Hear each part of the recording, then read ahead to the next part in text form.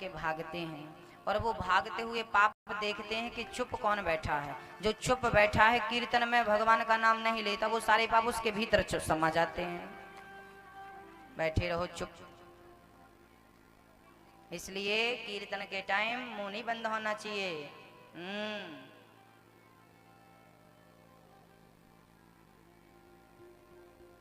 श्री सूत जी महाराज कहते हैं, सौनक जी, ईश्वर सहजता में और सरलता में ही प्राप्त होते हैं।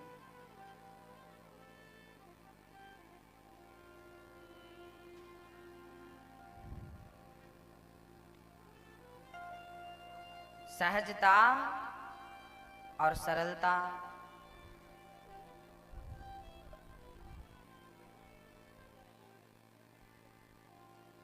सूत जी महाराज कहते हैं, मैं आपको कथा का सार सुनाता हूं। आपने ये जो कथा सुनने की इच्छा जाहिर की है, ये कथा तो देवताओं को भी दुर्लभ है।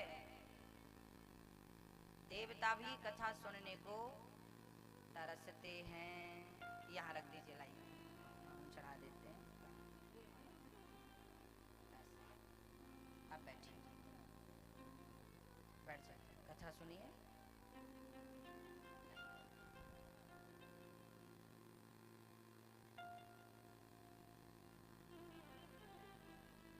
एक बार सुकताल में कथा सुना रहे थे सुखदेव जी परीक्षित को। कथा सुनते समय परीक्षित बड़े तन्मयता से कथा सुन रहे थे। कथा इतनी सुंदर थी कि दूर दूर से श्रोता कथा सुनने आ रहे थे। उसी समय देवराज इंद्र भी कथा में उपस्थित हो गए। कौन आ गए कथा में? इंद्र। ये जो कथा आप लोग सुन रहे हैं ना, ये कथा इतनी बहुमूल्य है कि देवता भी इसको सुनने के लिए तरसते हैं। हमें सहज में मिल गई तो हमें उसकी कोई कीमत नहीं पता, ठीक है, लेकिन ये बहुत बहुत कीमती कथा है, अनमोल है, अमृत है ये। जब सुखदेव जी कथा सुना रहे थे परीक्षित को, इंद्र आ गए अमृत का कलश लेकर। सुखदेव जी, ये अमृत आप परीक्षित को पिला दो और ये कथा अमृत जो है ये हमें पिला दो।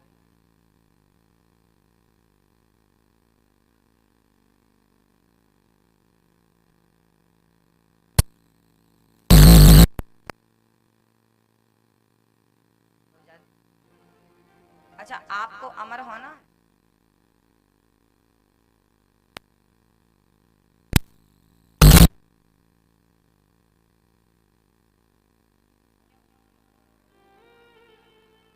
हो जाओ और क्या।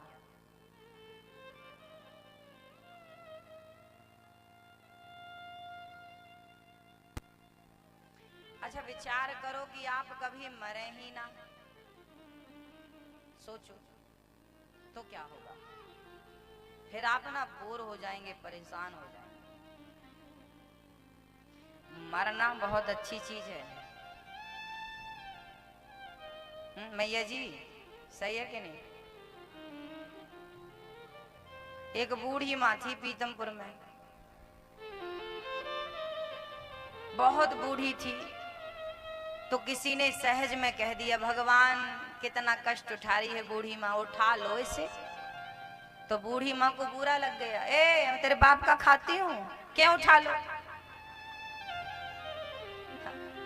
बुढ़ापा था, सामने वाली को लगा कि भाई ये बड़ा कष्ट उठा रही है, मुक्ति मिल जाएगी, तो बूढ़ी बुरा मान गई। सब वैसे सोचते हमारे बारे में, उठा लो क्यों, तो भगवान इनको ही उठाओ, हम तो रहेंगे।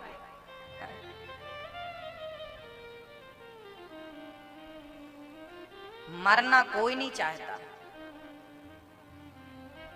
सही है। श्री सुखदेव जी कहते हैं, इंद्र आए तो सुखदेव जी ने कहा, इंद्र बैठो कथा सुनो। इंद्र बोले कि हमें कथा सुनने का टाइम तो नहीं है, एक काम करिए कि ये जो कथा है ये आप हमें सुना दो, कथामृत हमें पिला दो और ये जो स्वर्ग का अमृत है ये परीक्षित को पिला दो। अदला बदली कर लो। सुखदेव जी बोले परीक्षित, सुखदेव जी बोले इंद्र, देखो अदला बदली तो बराबर की चीजों में होती है। आपके पास जो चीज हो वही हमारे पास हो तो चलो बदल लेते हैं, पर किसी के पास कांच का टुकड़ा हो और किसी के पास मणि हो तो क्या मणि कांच के टुकड़े से बदली जाएगी? तुम्हारे स्वर्ग का अमृत तो कांच का टुकड़ा और हमारी कथामृत तो मणि है। अब मणि देकर कांच का टुकड़ा कैसे ले लें? क्वा स्वधा क्व कथा लोके क्व कांचः क्व मणिर्महान् ब्रह्मरातो विचार्यैवं तदा देवांजहासहा। सुखदेव जी को हंसी आ गई कि आप गलत बोल रहे हो इंद्र, तुम प्रेमी बनकर आते तो हम तुम्हें कथा सुना भी देते, पर तुम तो सौदागर बनकर आए हो और ये कथा सौदागरों की नहीं, ये कथा तो सच्चे प्रेमियों की है। इंद्र चरणों में गिर पड़े, प्रभु कहाँ हो आप? तब भागवत से भगवान प्रकट हो गए। भागवत से प्रकट हुए भगवान देख इंद्र को आश्चर्य हुआ, प्रभु आप यहाँ? भगवान बोले मैं यहीं रहता हूँ, जहाँ जहाँ भागवत होती है वहाँ वहाँ प्रकट होकर अपने भक्तों का दुख दूर करता रहता हूँ। मैं भागवत से एक पल के लिए दूर नहीं होता। भक्तों, सतयुग में जानते हो क्या हुआ करता था? सतयुग में मंदिर नहीं होते थे, सतयुग में कोई मूर्तियां नहीं होती थी, सतयुग में कोई भगवान की पूजा करने नहीं जाता था। फिर सतयुग में क्या था? बोले सतयुग में लोग ही इतने पवित्र होते थे कि उनका मन ही मंदिर जैसा होता था। पहले के लोग स्वयं मंदिर जैसे होते थे, पवित्र शुद्ध बुद्ध। तो सतयुग में मंदिर की जरूरत नहीं थी। सतयुग, फिर सतयुग के बाद त्रेता आया, तो त्रेता में फिर यज्ञ हुआ। क्या हुआ? यज्ञ। स्वाहा स्वाहा। क्योंकि फिर सतयुग जैसे लोग त्रेता में बचे नहीं, क्योंकि सतयुग में बड़े शुद्ध बुद्ध थे, पर त्रेता में थोड़ी सी मलिनता आ गई, तो फिर यज्ञ करना पड़ा भगवान को पाने के लिए। त्रेता में यज्ञ चलता रहा, फिर द्वापर आया, तो द्वापर के लोग और कमजोर हो गए। फिर वो यज्ञ करना भी, फिर यज्ञ के लिए यजमान भी चाहिए, बढ़िया शुद्ध यजमान चाहिए, शुद्ध पुजेरी पंडा गुरु जी चाहिए। तो न पंडित जी शुद्ध बच्चे, न यजमान जी शुद्ध बच्चे, तो अब यज्ञ भी बंद हो गया। फिर द्वापर में क्या हुआ? कृते यध्यायते विष्णु त्रेतायां यजतो मखै द्वापरे परिचर्यायाम। द्वापर में फिर क्या होने लगा? सेवा होने लगी। निष्काम भाव से द्वापर में लोग सेवा करते थे। कोई भी मिल जाए ईश्वर के रूप में सेवा, ये भगवान है इनकी सेवा कर दो, ये भगवान, सेवा करते, खूब सेवा करते। अब कलयुग आया तो ना सेवा रह गई, ना यज्ञ रह गया, ना तो अंतःकरण मंदिर जैसा शुद्ध रहा। तो फिर कलयुग में क्या बचा? क्या होगा? फिर अब कलयुग में उद्धार कैसे होगा? सतयुग में तो लोग ध्यान लगाते थे, भगवान का मुक्त हो जाते थे। त्रेता में यज्ञ करते थे और भगवान मिल जाते थे। अब त्रेता में दशरथ जी ने यज्ञ किया था, तो यज्ञ भगवान प्रकट होकर खीर खिलाए थे कि नहीं? तो पहले यज्ञ होता था तो भगवान खुद प्रकट होते, पर द्वापर में फिर सेवा करते थे तो भगवान मिलते थे। अब कलयुग में क्या करें? आज के युग में तो बेटा बाप की सेवा नहीं करता, बहू सास की सेवा नहीं करती, तब कलयुग में क्या करें? क्या करें कि भगवान मिल जाएं? सतयुग में, त्रेता में, द्वापर में साधन थे, कलयुग में क्या साधन है? तब सुखदेव भगवान बोले कि कलयुग में कुछ ना करो, केवल कथा सुनो और कीर्तन सुन लो, आपका कल्याण हो जाएगा। कृते यध्यायते विष्णु त्रेतायां यजतो मखै द्वापरे परिचर्यायां कलौ केशव कीर्तनात्। कलयुग केवल नाम आधारा सुमरि सुमरि नर उतरहि पारा। इसलिए कलयुग में कुछ परेशान होने की जरूरत बिल्कुल नहीं, टेंशन लेने की भी आवश्यकता नहीं है। चिंतन केवल ईश्वर का करो, सुखदेव जी कहते हैं इंद्र को बड़ा बुरा लगा, आपने तराजू बांधी, भगवान प्रकट हुए। इंद्र को अहंकार था कि मेरा स्वर्ग श्रेष्ठ है, आज पता चला कि तुम्हारे स्वर्ग से ये भागवत ज्यादा श्रेष्ठ है।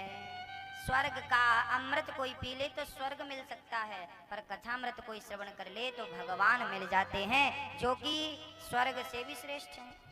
इसलिए भगवान के भक्त को न अर्थ न धर्म न काम रुचि, गति न चाहु निर्वाण, जन्म जन्म रति राम जी पद, यह वरदान नया। कलयुग में क्या चाहिए? केवल कथा चाहिए, केवल कीर्तन चाहिए।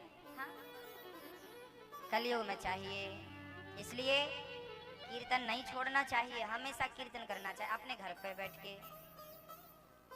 ये कथा तो इंद्र ने भी सुनी और देवर्षि नारद जी ने भी सुनी। एक बार नारद जी महाराज समस्त तीर्थों का भ्रमण करते करते बद्री विशाल पहुंच गए।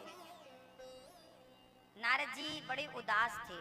चार संत मिले, सनक सनंदन सनातन संत। चारों ने पूछा महाराज जी उदास क्यों हैं?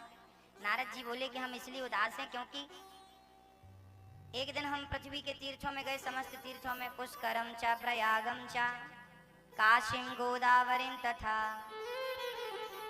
हरिक्षेत्रम कुरुक्षेत्रम श्रीरंगम सेतुबंधनम। नारद जी बोले हम समस्त तीर्थों में गए, परंतु ना पश्यम पुत्रमिच्छर्मः मनः संतोषिकारकम, हमें कहीं शांति नहीं मिली। अच्छा, नारद जी को भी ना शांति नहीं मिली। आप लोगों को है क्या शांति? नहीं आप लोगों को? अच्छा, शांति ना होने के पीछे कारण है। लोग कहते हैं ना गुरुजी शांति नहीं है, शांति क्यों नहीं है, इसके पीछे कारण है।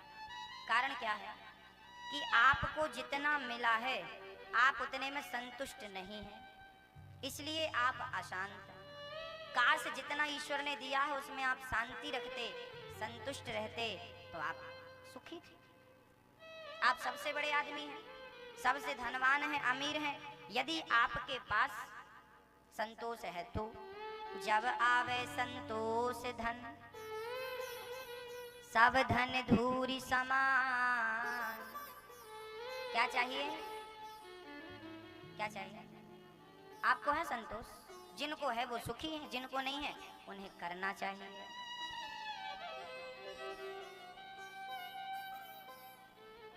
श्री नारद जी कहते हैं मैं पृथ्वी के समस्त तीर्थों में गया, पुष्कर, प्रयाग, काशी, गोदावरी, हरिक्षेत्र, कुरुक्षेत्र, रंगनाथ, सब जगह शांति नहीं मिली। फिर मैं गृहस्थों के घर गया, पीथमपुर गया, यहाँ भी शांति नहीं। यहाँ क्या था? यहाँ तो कलह चल रही थी। तरुणी प्रभु तागे श्याल को बुद्धिदायक। घर में नई नई बहुओं की चल रही थी, सासू माँ की पूंछ ही नहीं थी। आप लोगों की पूंछ है कि नहीं? तुम सोचो यदि आज के लोगों की पूंछ होती तो फिर झगड़ा, ए भाई तुम्हारी पूंछ हमें छू क्यों रही, जरा अलग करो अपनी पूंछ। फिर कथा सुनने लोग आते ना तो झगड़ा ही होता। कई माताएं तो लड़ बैठती, तुम्हारी पूंछ अपने पास रखो, तुम्हारी पूंछ हमें बार बार परेशान कर रही है। और सबसे बड़ी समस्या तो तब होती जब बस की यात्राएं होती हैं। ऐसे में तो बच्चे को अपनी गोद में बिठा लेती हैं माताएं, फिर उसकी पूंछ कहाँ जाती है? ये पूंछ जो है बड़ी खतरनाक है। इसलिए हनुमान जी ने अपनी पूंछ में क्या लगा दी? आग। अच्छा, आप लोगों की पूंछ है वैसे, है कि नहीं? है। आप लोग कहते हो कि हमारी पूंछ नहीं है, लेकिन है। उसी पूंछ के कारण तो आप झगड़ा करते हो। बड़ा भाई कहता है छोटा भाई हमें पूछा ही नहीं, पूछता ही नहीं। बहू कहती है सास ने पूछा नहीं, सास कहती है बहू पूछती ही नहीं। अब बताओ ये झगड़ा किसका है? पूछ का, हमें पूछा नहीं। तो पूछ तो है, आज भी है। सास को बुरा लगता बहू ने नहीं पूछा, बहू को बुरा लगता पूछा नहीं। इसलिए हनुमान जी ने इस पूछ नाम की वस्तु में आग लगा दी। ये जो पूछ, पूछ का अर्थ है अहंकार। हमें नहीं पूछा, हमें नहीं पूछा। कई लोग ना कथा में नहीं जाते। क्यों नहीं जाते भाई? हमें पूछा नहीं, बुलाया नहीं। तुमसे अच्छी तो हमारी ये माताएं हैं जिनको कार्ड वार्ड कुछ नहीं मिला, फिर भी 10, 20, 25, 50 किलोमीटर दौड़ी दौड़ी आती हैं भगवान के लिए। इन्हें कोई पूछ की जरूरत नहीं, कार्ड दो मत दो, अपना कार्ड अपने पास रखो। भगवान की कथा में कोई पूछ जांच की जरूरत नहीं होती। इस पूछ रूपी अहंकार में आग लगा दो। पूछ बुझाई खोई श्रम, धरि लघु रूप बहोरी। हनुमान जी लंका गए तो कैसे बन के गए? बड़े बनकर गए कि छोटे? मसक समान रूप कपि धरी। क्या है, बड़े बनने में ना बहुत नुकसान है, छोटे बनने में बहुत सारे फायदे हैं। इसलिए बड़े बनो ही मत। आप लोग तो बड़े बनते हैं। और याद रखना, सुई बहुत छोटी होती है, सबके घर में होती है। और जो छोटी सी सुई जो है ना, वो जोड़ने का काम करती है। दो कपड़े को जोड़कर एक कर देती है। तलवार बड़ी होती है पर वो एक को दो करती है। तो एक को दो करे वो अच्छा, कि दो को एक करे वो अच्छा? तो बड़ा हुआ सो क्या हुआ, जैसे पेड़ खजूर, पंछी को छाया नहीं, हल लागे अति दूर। क्या चाहिए मैया जी? बड़े बड़ाई ना करें, बड़े न बोले बोल, हीरा मुख से ना कहे, लाख टका मेरा मोल। तो ये जो मैं है अर्थात अहंकार है, पहले से मैं रूपी अहंकार को, मैं रूपी पूंछ को खत्म करो और बड़े ना बनो। हाँ, काम बड़े बड़े करो, पर बड़े बड़े काम भी छोटे बनकर करेंगे ना तो अपने आप बड़े हो जाएंगे। अरे लोग जब आपसे प्रेम करने लग जाएं, लोग जब आपको याद करने लग जाएं, लोग जब आपके पीठ पीछे प्रशंसा करने लग जाएं, तब समझ लेना कि आप बड़े हो गए। बड़े बनने में क्या बड़ी बात है? आपके मुंह पे कोई आपकी प्रशंसा करे तो समझ लेना कि ये आदमी ठीक नहीं, ठाकुर सुहाती, ये आदमी खतरनाक है। याद रखना, जो व्यक्ति आपके सामने आपकी प्रशंसा करे वो व्यक्ति आपको डुबाना चाहता है। आपको क्या लगता है हमारी प्रशंसा करो? शास्त्र कहते हैं ना। एक संत जी ने दोहा गाया, आपको भी याद होगा। निंदक नियरे राखिए, आंगन कुटी छवाय, बिन साबुन पानी बिन निर्मल करत स्वभाव। अर्थात ये कि आपकी प्रशंसा, अब कोई हमसे कहे कि महाराज जी आप तो बढ़िया कथा करते हैं, आप तो बढ़िया ये करते हैं, तो फिर हमें क्या होगा? हमें अहंकार आ जाएगा, आहा हम तो अच्छा करते हैं। और आपने हमारी कोई कमी बता दी, हमारी कोई त्रुटि बता दी कि बाकी तो सब ठीक था पर ये कमी थी आपकी, आपने यदि हमारी कमी हमारे मुंह पर कह दी तो क्या होगा? हम उस कमी को ठीक करके और अपने जीवन को पवित्र कर लेंगे, अपने आप को और मजबूत कर लेंगे। पर हमने कोई गलती करी और गलती के ऊपर आपने तारीफ कर दी, तो फिर वो गलती कभी सुधर पाएगी? ये बताओ, सुधर पाएगी? आपने कोई गलती करी और अब जैसे कि दादाजी हमारे इस तरह मुंह करके बैठे थे तो हमने इनको बोल दिया ना इनके सामने कि भाई उस तरह मुंह नहीं, इस तरह मुंह करो। अब हम कहते कि वाह भाई ये तो बहुत बढ़िया उस तरह मुंह करके बैठे हो, तो ये तो गलत हो जाता। तो कोई व्यक्ति आपके मुंह पर आपकी तारीफ करे, गलत है। जो व्यक्ति आपके पीठ पीछे आपकी तारीफ करे वो ठीक है। आपकी कोई तारीफ करने लग जाए ना तो फिर आप लोग ना चने के, और भाई चने के झाड़ में चढ़ोगे तो क्या होगा? हा? इसलिए कोई आपको तारीफ कर रहा हो ना, समझ लेना कि चढ़ा रहा है, और जब चढ़ जाओगे ना तो फिर गिरोगे तो दांत में सब टूट जाएंगे। इसलिए निंदक, जो आपकी निंदा करता है, जो आपके मुंह पे आपकी बुराई करता है वो व्यक्ति आपका सच्चा हितैषी है। पहचानो, अच्छे को पहचान लो। कैकई ने मंथरा को अपना समझ लिया। कभी कभी आप गलत आदमी को अपना मान लेते हो, कभी कभी आप डिसाइड नहीं कर पाते कि ये अपना है कि ये पराया है। कभी कभी आप गैर को अपना मान लेते हो क्योंकि वो आपकी तारीफ कर। और कई लोग ना अपना काम बनवाने के लिए पहले तारीफ ही ठोकते हैं और फिर आप लोग ना ग्लैड हो जाते हैं। इसलिए ना पूछ बुझाई खोई श्रम धरि लघु रूप बहोरी। हनुमान जी कितने छोटे, देखो तो हनुमान जी की मैं एक बात कहूं, सब सुख लहे तुम्हारी सरना, तुम रक्षक काहू को डरना। अष्ट सिद्धि नव निधि के दाता, असवर दीन जानकी माता। हनुमान जी कौन है, इनका परिचय देता हूँ। हनुमान जी वो हैं जिनके पास 8 सिद्धियां हैं, वो सब कुछ करने की सामर्थ्यता रखते हैं। हनुमान जी के अंदर सारे सुख शरण में है। सब सुख लहे तुम्हारी शरणा। कौन सा सुख है जो हनुमान जी के चरणों में नहीं पड़ा? जो सारे सुख हनुमान जी के चरणों में पड़े हैं वो हनुमान जी राम के चरणों में पड़े हैं। जरा देख लो तो आप और हम क्यों नहीं पढ़ते राम जी के चरणों में? सारा सुख, आपको सुखी होना है ना, तो आओ राम जी की शरण में, आओ राम जी के बनो। अहंकार त्याग दो। मैं कुछ हूं भूल जाओ।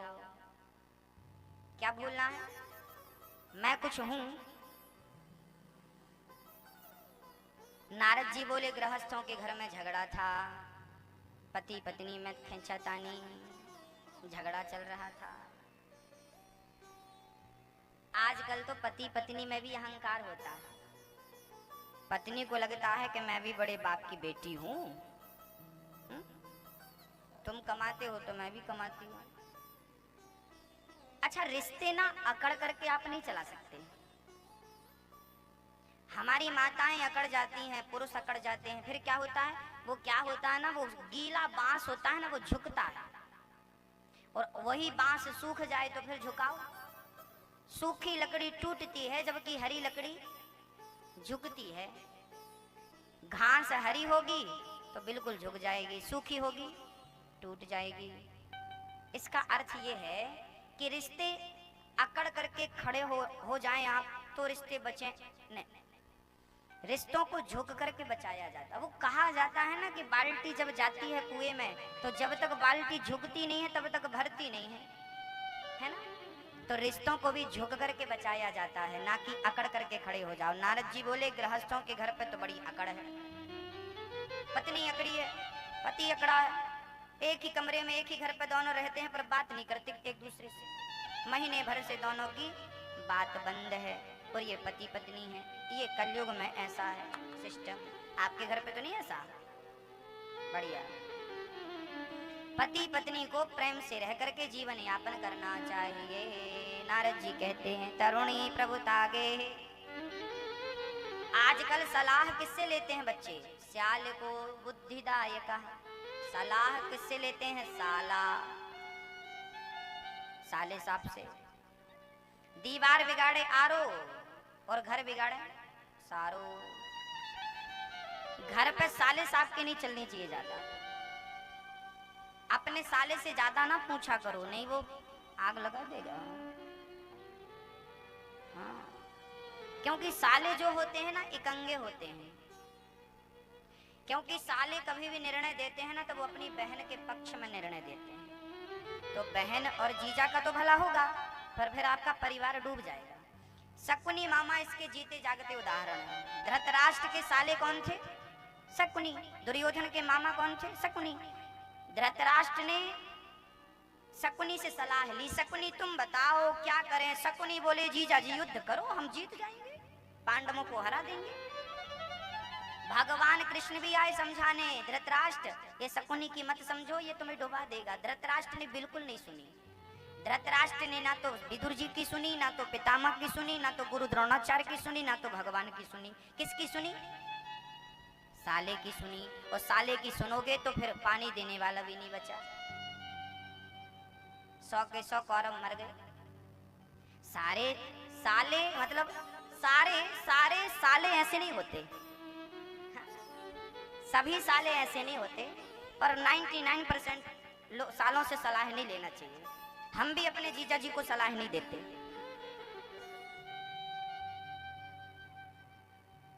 नहीं देते, बिल्कुल नहीं देते,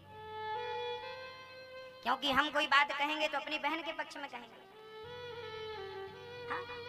पर भाई आपको तो अपने भाई और अपने पिता को लेके चलना है, हमें तो केवल अपनी बहन दिख रही है, पर आपके सिर पर तो आपकी माँ है, पिता है, भाई है, भौजाई है, सब हैं, तो आपको तो सबको लेके चलना है, हमें तो बहन दिखेगी। इसलिए भाई जो साला होता है ना, उस साले का जो पक्ष होता है वो इकंगा होता है, अर्थात एक तरफ। इसलिए सालों से सलाह लेने के लिए मनाही शास्त्रों ने करी है, हम नहीं, हम कौन होते हैं। बोलो राधे राधे।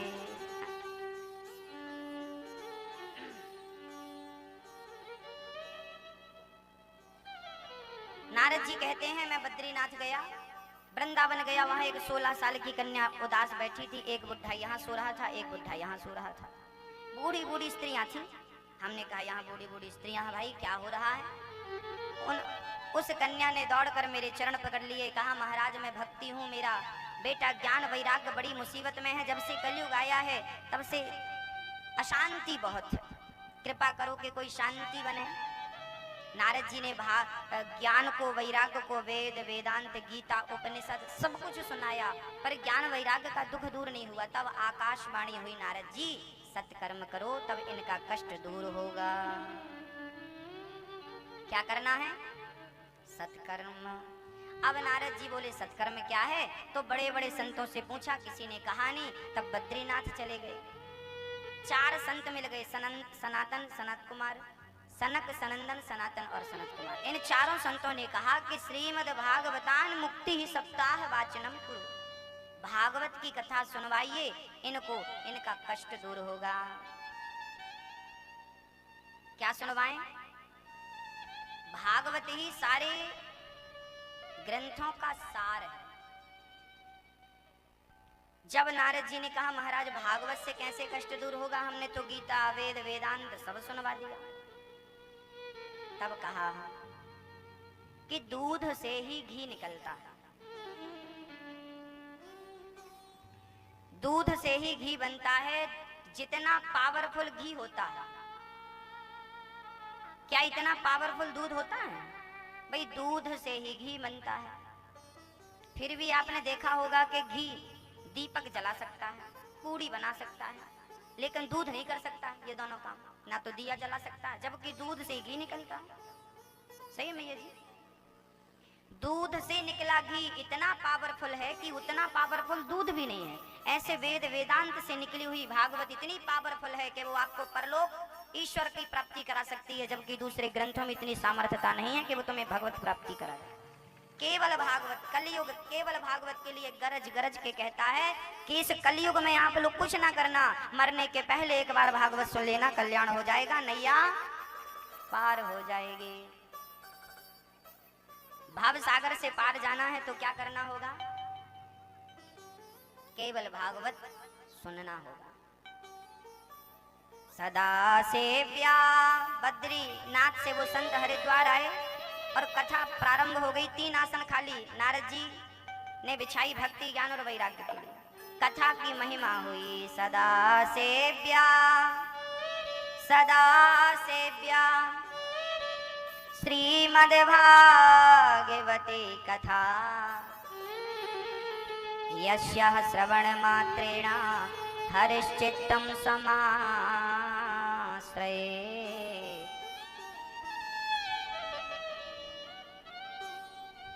सदा सेव्या, सदा सेव्या।